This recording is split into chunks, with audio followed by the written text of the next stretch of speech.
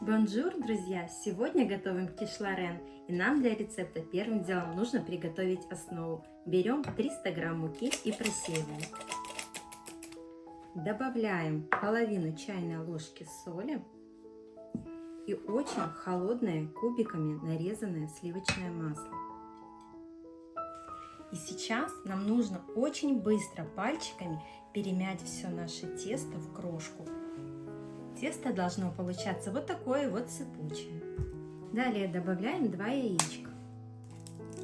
У меня 2 маленьких. Если у вас крупные яйца, берите одно. Их тоже нужно предварительно охладить в морозильной камере примерно 5-7 минут.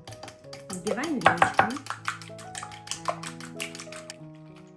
К основной массе нашего теста вливаем немного взбитые яйца и добавляем сюда немного разрыхлителя. И быстро также все перемешиваем. Тесто наше должно скрепиться. Если вдруг немного оно не скрепилось, добавьте чуть-чуть сюда водички. Можно добавлять по 1 чайной ложечке. Быстренько перекладем на стол и соберем его в комочек. Долго месить тесто не нужно, его главное подсобрать немножко, чтобы масло, которое в нем содержится, не растаяло. Не пугайтесь, что оно неоднородной консистенции. После того, как оно у нас отдохнет, вы увидите, насколько оно будет эластичным. Берем наше тесто, заворачиваем в пищевую пленку и отправляем его отдыхать в холодильник не менее чем на полчаса. А теперь займемся начинкой. Берем 2 небольшие луковицы, разрезаем пополам и нарезаем полукольцами. Чтобы лук не щипал глазки, можно предварительно его замочить в холодной воде или немножко подержать в морозильной камере. Или просто возьмите и пожуйте жевательную резинку. Нарезали лучок, а теперь быстренько его обжарим. В сковороду добавляем растительное масло. Добавляем сюда наш лучок. И пока здесь он у нас пассируется, пойдем подготовим курочку. Берем самую большую филешку, которую нам продали в магазине, ну либо 2 маленькие. И нам нужно нарезать их небольшими кубиками.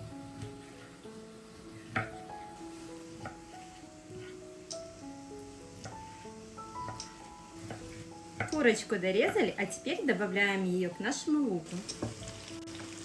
Добавляем нашу филешку. Все хорошо перемешиваем.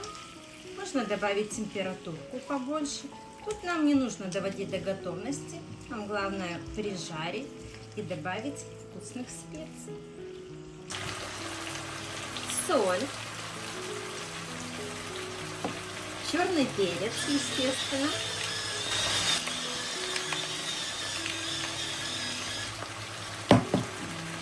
И куда же без прованских трав? Это же Франция. Здесь должно все пахнуть ароматами Прованса.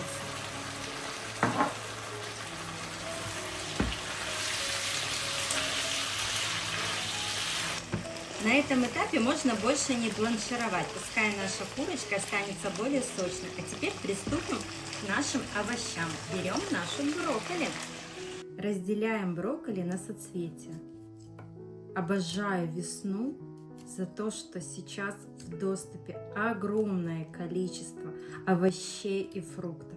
Это же так здорово, когда можно приготовить все, что угодно из ароматных, свежих овощей. Добавляем брокколи в кипящую воду. Бланшируем брокколи не более 2 минут.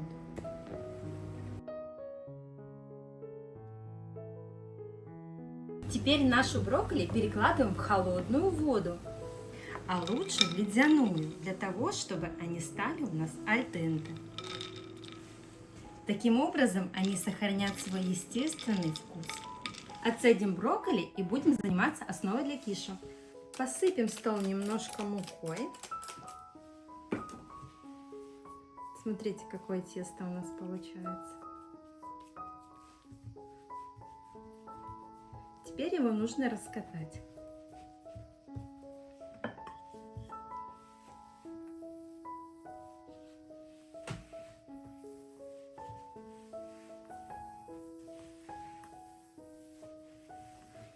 Раскатываем тесто под свою форму. У меня граммовки рассчитаны примерно где-то на 23 на 5 сантиметров в диаметре.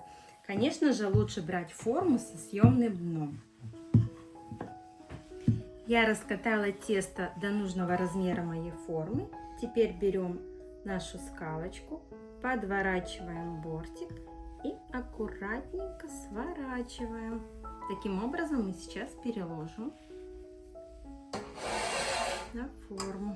Аккуратненько опускаем и распределяем по бортикам. Если вы невероятный эстет, вы можете пройтись вот так вот ножом и аккуратненько подрезать.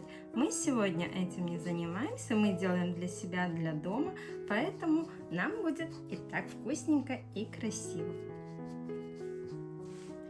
Сделаем небольшие отверстия вилочкой, чтобы он не вздулся. И поставим в духовку буквально на минут 10-15 на высокой температуре и оставлю на 200 градусов. Делаем заливку для нашего киш-лорена. Разбиваем 3 небольших яичка.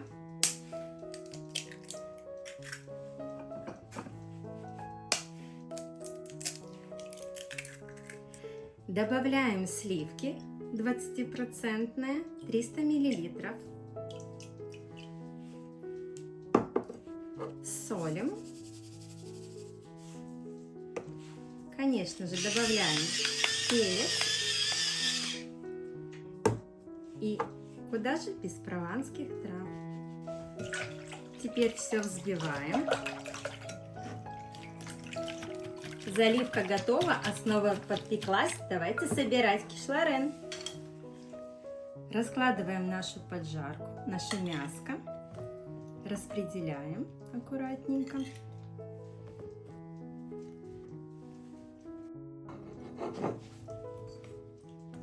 По всей поверхности распределяем.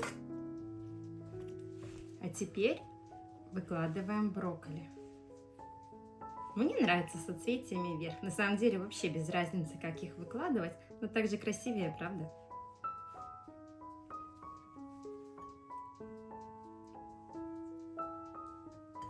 И заливаем наш киш заливочкой.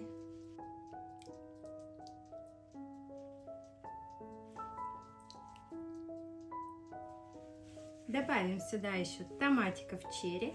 Это, конечно же, по желанию.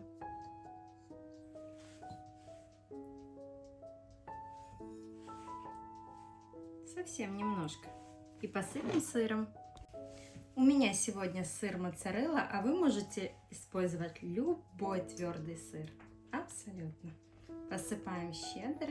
Это будет наша верхушечка, самая вкусная часть, ароматная и прижаристая. Поэтому здесь сыра точно не жалеете.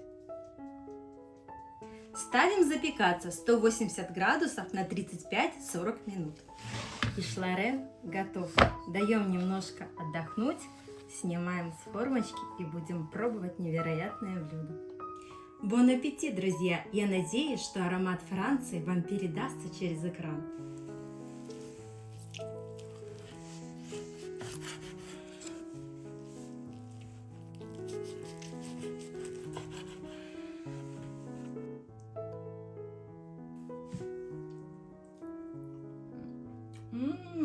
Класс! Супер! Обалденно! Это очень вкусно! Я как во Франции побывала.